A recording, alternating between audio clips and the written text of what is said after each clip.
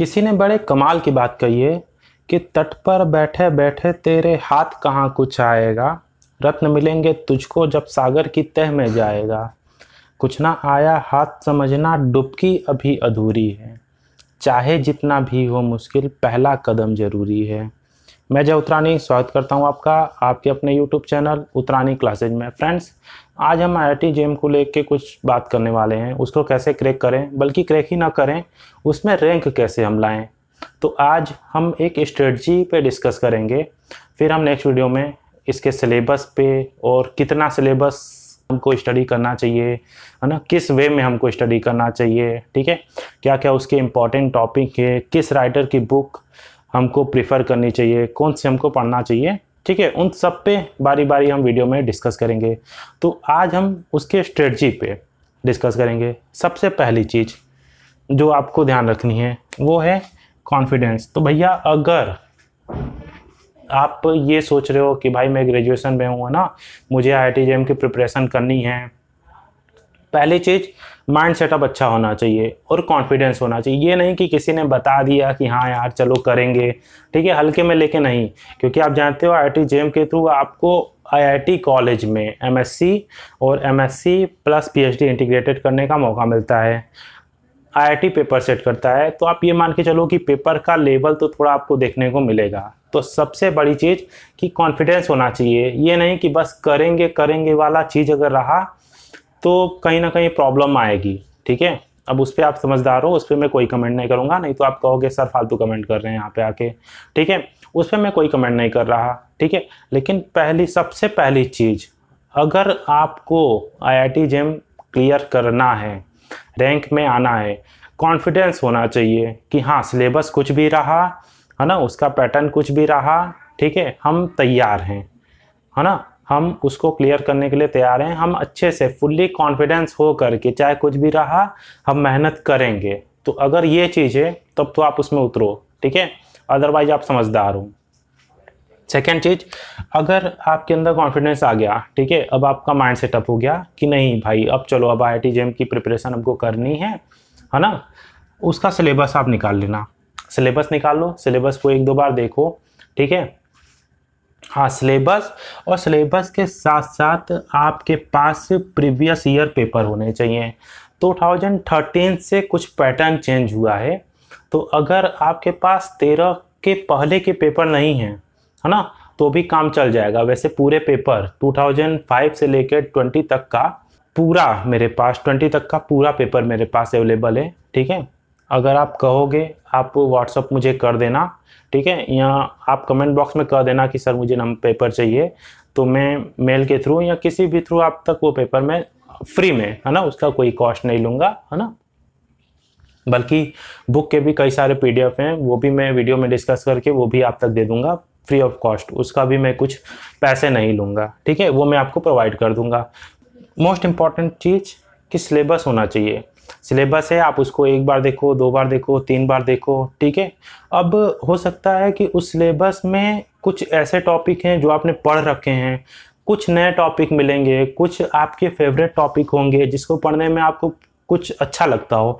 तो जब आप सिलेबस उठाओ और जब पढ़ने बैठोगे, है ना, तो उस अच्छे टॉपिक से स्टार्ट करना। अच्छे का सेंस ये है कि किसी को मॉडर्न अलजेब्रा अच्छा लगता है, मतलब अलजेब्रा का पोर्शन, ग्रुप थ्योरी, है ना, ये सब अच्छा लगता है।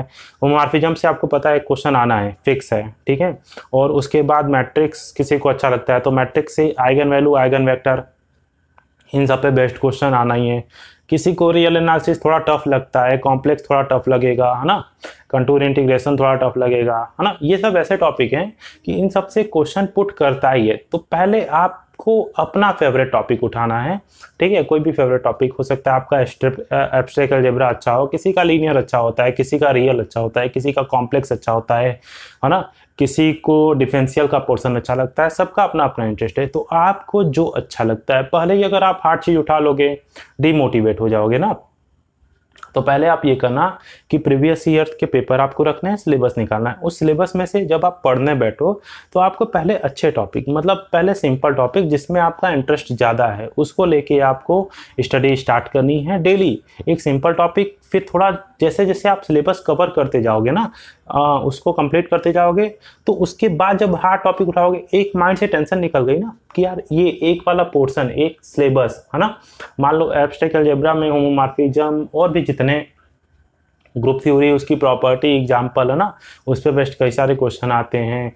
कई टाइप के ग्रुप हैं, general linear group, dihedral group है ना, और कई टाइप के ग्रुप हैं। सब आपने पढ़ लिए, सब मज़ा आता है उसको पढ़ने में है ना, काफ़ी इंटरेस्टिंग टॉपिक है अलजेब्रा का।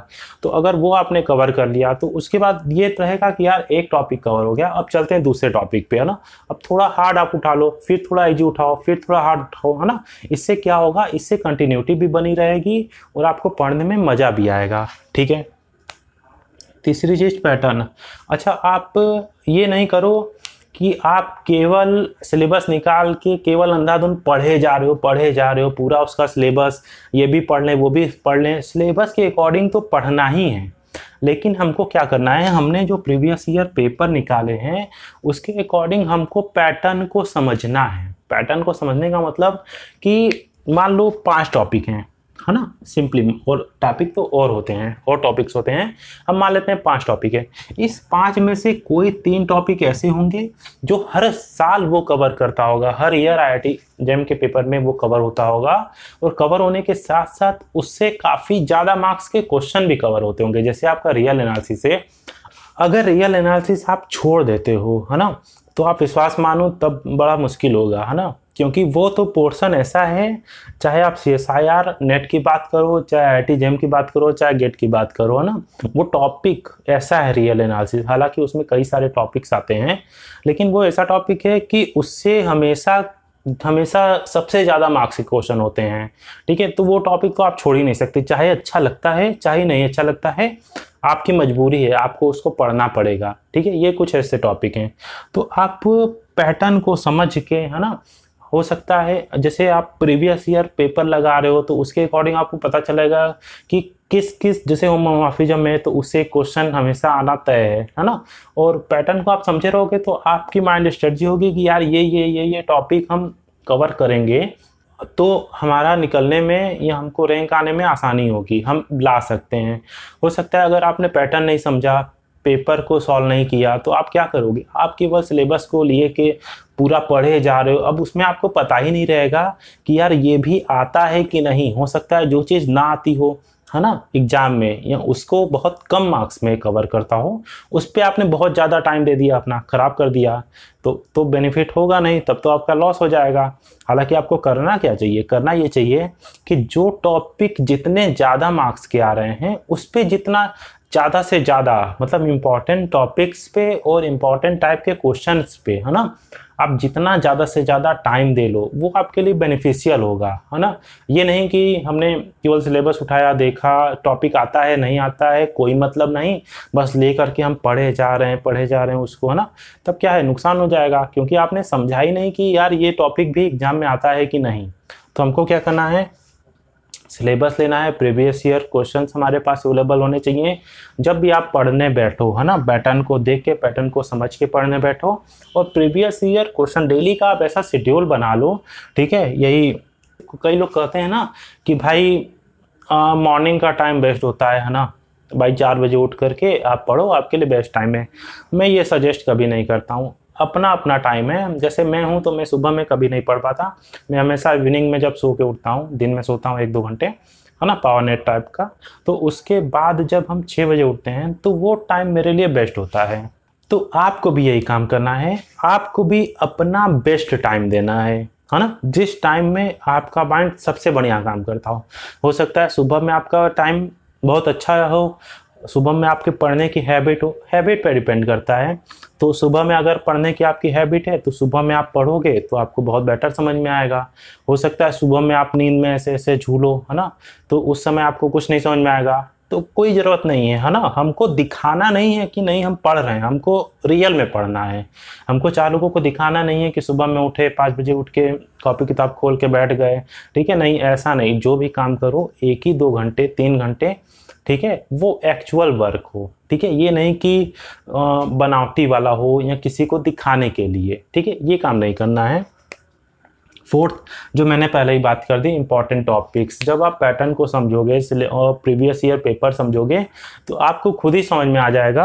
हालांकि इस फोर्थ पॉइंट पे इंपॉर्टेंट टॉपिक्स क्या है, इंपॉर्टेंट क्या है, इस पर मैं एक वीडियो बनाने वाला हूँ, ठीक है, वो भी जल्दी अपलोड हो जाएगा। हो सकता है जब तक आप ये वीडियो देखो तब तक वो अपलोड भी हो गया हो, तो एक बार प्लेलिस्ट जरूर चेक कर लीजिएगा आप, ठीक है। इंपॉर्टेंट टॉपिक्स, जब आप पैटर्न देखोगे, सिलेबस देखोगे, प्रीवियस ईयर पेपर देखोगे तो आपको खुद ही समझ में आ जाएगा कि यार ये टॉपिक इंपॉर्टेंट है, ये टॉपिक तो हमको छोड़ना ही नहीं है। तो इंपॉर्टेंट टॉपिक्स को आपको एकदम छोड़ना नहीं है, उसको तो नोट कर लो, चाहे वो आपको समझ में आता हो, चाहे थोड़ा हार्ड लगता हो, चाहे सिंपल लगता हो। सिंपल लगता है तो ये इसका ये मतलब नहीं है कि उसको अवॉइड कर दिए, यार ये कभी भी पढ़ लेंगे, ऐसा कुछ नहीं करना है ना। एकदम सीरियस होके किसी भी चीज़ को हल्के में नहीं लेना है, क्योंकि हम लोग जिस चीज़ को हल्के में लेके चलते हैं एग्जाम में वही चीज़ धोखा दे देती है, ठीक है। बहुत सिंपल करके हम लोग एग्जाम तक उसको टालते रहे, फिर एग्जाम में वहाँ से एक ऐसा क्वेश्चन पुट हो जाता है जो हिला देता है, ठीक है। हालत ख़राब हो जाती है, यार इसको सिंपल ले रहे थे, गया हमारा ये तो, ठीक है, हल्के में ले रहे थे, ये क्वेश्चन हमको हल्के में कर दिया, ठीक है। तो ऐसा नहीं करना है। जो है कंटिन्यूटी, ये नहीं करना है हमको कि एक दिन बैठे 4 घंटा 6 घंटा खूब एनर्जेटिक हो करके, है ना, एक दिन 4-6 घंटे पढ़ लिए, दूसरे घंटे डाउन, ठीक, 1 घंटे पढ़े, तीसरे घंटे और डाउन, ठीक है, ऐसा नहीं करना है, ठीक है भाई। इसीलिए मैंने सबसे पहले ही बात की थी, कॉन्फिडेंस होना चाहिए, कॉन्फिडेंस रहेगा, एनर्जेटिक रहो, हेल्दी डाइट लो, डेली एक कंटिन्यूटी बनाओ। आप 2 ही घंटे की बनाओ, 3 ही घंटे की बनाओ, ठीक है, बहुत ज़्यादा नहीं। हाँ, इससे कम बनाओगे तो भी नुकसान है, ठीक है, ये नहीं आधे घंटे बनाए तो उतना तो आपको खोलने में और उसमें चला जाएगा। कंटिन्यूटी बनाओ, कंटिन्यूटी आप जितने भी टाइम की बनाते हो, ठीक है। अप्लाइड के लिए एक टाइम फिक्स कर लो, एक प्योर के लिए। जब आपका माइंड बहुत बढ़िया काम करता है, जैसे मान लो कि सुबह में 4 बजे उठ के या सुबह में 4 बजे उठ के या शाम में, जो भी आपका टाइम हो, ठीक है, उस पर्टिकुलर टाइम की बात नहीं करूँगा, सबका अपना अलग अलग टाइम होता है। जिस टाइम आपका ब्रेन बहुत बढ़िया वर्क करता है, एकदम फ्रेश आप फील करते हो, उस समय आप, मैं कहूँगा कि प्योर का पोर्शन दो। प्योर का मतलब आप समझ रहे हो ना, जिसमें थ्योरेटिकल टॉपिक है, मतलब डिफरेंशियल छोड़ के आप रियल पे उस टाइम वर्क कर सकते हो, आप एब्स्ट्रैक्ट अलजेब्रा पे, है ना, उस समय काम कर सकते हो। वेक्टर थ्योरी, है ना, वेक्टर स्पेस और ग्रुप थ्योरी, होमोमॉर्फिज्म, आइसोमॉर्फिज्म, है ना, जो थ्योरेटिकल टॉपिक हैं, जितने लीनियर के हैं, एब्स्ट्रैक्ट के हैं, है ना, टोपोलॉजी वगैरह है, तो इन सब पे आप वर्क कर सकते हो, ठीक है, इन सब पे आप काम कर सकते हो जब आपका बेस्ट टाइम हो। और जब थोड़ा आप नर्वस फील करो या थोड़ा एनर्जी ना हो, बस ये लगे कि नहीं पढ़ना है टाइम दे के, मतलब उतना अच्छे से नहीं, हाँ दिमाग वर्क करना चाहिए। अब ये नहीं कि सो करके उसी में किए जा रहे हो, वो भी नहीं होना चाहिए, दिमाग काम करना चाहिए। तो उस समय आप अप्लाइड करो। जैसे अप्लाइड में क्या है कि आपको न्यूमेरिकल प्रैक्टिस करना होगा, किसी फॉर्मूले पे है फर्स्ट डिग्री, उसको हम प्रैक्टिस कर रहे हैं, लीनियर डिफरेंशियल कांस्टेंट कोएफिशिएंट, है ना, इनिशियल वैल्यू प्रॉब्लम, ये सब हम डिस्कस कर रहे हैं या इसको हम पढ़ रहे हैं। तो अप्लाइड का पोर्शन है ना, उसको आप बिजी टाइम में या जब आपका बेस्ट टाइम नहीं है उस समय भी आप उसको पढ़ सकते हो, काम चल जाएगा उसका, ठीक। और हमें करना क्या है, हमें डेली अपने टाइम का, मान लो कि हमने 4 घंटे स्टडी के लिए रखे हैं, तो उसका 25%, मतलब 1 घंटा आप पिछले टॉपिक के रिवीजन पे दो, ठीक है ना। तो उससे क्या होगा, अब ऐसे नहीं कि हम पढ़ते गए पीछे का छोड़ते गए, तो वो तो बोलता जाएगा ना, ठीक है। हर बंदे की अपनी एक अलग कैपेबिलिटी होती है, कोई 2 घंटे पढ़ के कोई काम कर लेता है, कोई 4 घंटे, अपने हिसाब से देख के। टाइम नहीं काउंट करना, ठीक है, ये नहीं कि हम 4 घंटे पढ़ लिए, ठीक है, ये नहीं। जितने में रियल में एक्चुअल पढ़ाई हो, चाहे वो 1 ही घंटे हो चाहे वो 2 ही घंटे हो, हमें टाइम नहीं गिनना है कि नहीं हम 4 घंटे पढ़ ली, वाह शेर हो गए, ठीक है, ये नहीं। और उसका अब प्योर के लिए भी आप 25% अपने टाइम का रख दो रिवीजन के लिए, अप्लाइड के लिए भी 25% आप रख दो रिवीजन के लिए।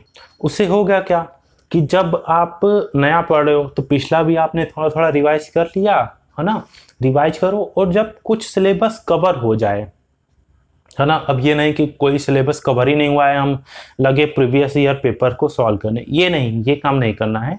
कम से कम एक एक टॉपिक का अगर आप सिलेबस कवर करते जा रहे हो, है ना, थोड़ा उसको पढ़ लो, उसके बाद आप प्रीवियस ईयर पेपर उठाओ। पहले ही उठाओगे ना तो माइंड डिस्ट्रैक्ट हो जाएगा कि यार ये कैसे वो कैसे, फालतू का फंस जाओगे, क्योंकि अभी तो आपने उसको पढ़ा नहीं है। ग्रेजुएशन में तो हम थ्योरी पढ़ते हैं, बहुत ज़्यादा हम अप्लाई उस पर नहीं करते हैं। इसमें क्या होता है, पूरा एप्लीकेशन बेस्ड आता है, पूरी प्रॉपर्टीज बेस्ड आती है।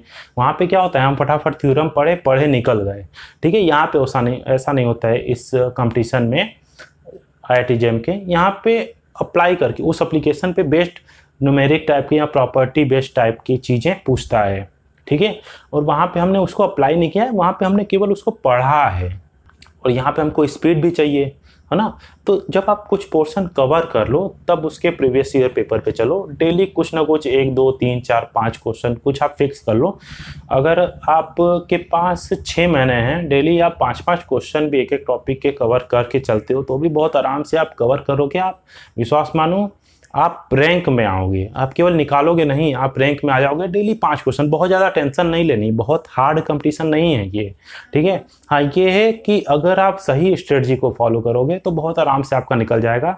गलत स्ट्रेटजी, कभी कुछ पढ़े, है ना, कभी कैसे कंटिन्यूटी नहीं है तो गड़बड़ा जाएगा, तब प्रॉब्लम फेस करनी पड़ेगी आपको, ठीक है। तो डेली कुछ रिविजन को दो, कुछ प्रीवियस ईयर पेपर को दो और थोड़ा थोड़ा नया पढ़ते जाओ, ठीक है। यही डेली रिवीजन, इसकी बात मैंने पहले ही कर दी कि डेली आप जब कंटिन्यूटी बनाओगे, जो भी आप टाइम रखोगे पढ़ने के लिए, तो आप अपना बेस्ट टाइम में से और जो भी आप प्योर या अप्लाइड, है ना, जिस पे भी जितना टाइम दे रहे हो उसमें से कुछ टाइम आप रिवीजन पे दो। रिवीजन पे देने पे आपका रिवीजन भी हो गया, प्रीवियस ईयर पेपर भी आपने सॉल्व कर लिया, सिलेबस के अकॉर्डिंग आप थोड़ा थोड़ा पढ़ भी रहे हो। हाँ ये काम जरूर आप कर सकते हो, है ना। लास्ट में एक चीज़ और बोलना चाहूँगा कि जो टॉपिक, जैसे अगर मान लो कि आप ये समझ पा रहे हो कि आपसे पूरा सिलेबस नहीं कवर होगा, तो बहुत फोर्स नहीं है उसमें कि आप नहीं पूरा सिलेबस ही कवर करके जाओ, ठीक है ना। उसमें से आप कुछ ऐसे टॉपिक हैं जिसको छाट सकते हो, जिसको आप एकदम दूर रख करके अगर उसको नहीं भी पढ़ोगे तो भी काम चल जाएगा, ठीक है। वो आप प्रीवियस ईयर पेपर देख के भी समझ सकते हो, पैटर्न को देखोगे तो आपको समझ में आ जाएगा खुद ही। अगर आप ध्यान देखोगे कि ये टॉपिक अगर हम हटा देंगे तो हमारा काम चल जाएगा, ठीक है। उस पर भी मैं एक प्रॉपर वीडियो में डिस्कस करूंगा। तो फ्रेंड्स आज के लिए इतना ही, मिलते हैं अपने शो में, तब तक के लिए स्वस्थ रहें, मस्त रहें, खुश रहें। जय हिंद।